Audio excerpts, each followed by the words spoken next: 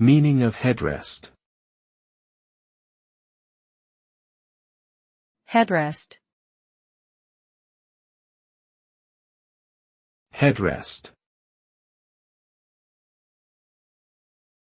Headrest. Headrest. A headrest is a device attached to a seat or chair that supports the head and neck.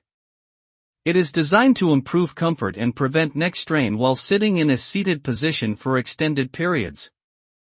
Headrests are commonly found in vehicles such as cars, planes, and trains, as well as in office chairs and some types of furniture.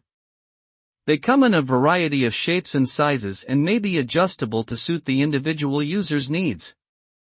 A properly adjusted headrest can help reduce the risk of whiplash injury in the event of a sudden stop or collision.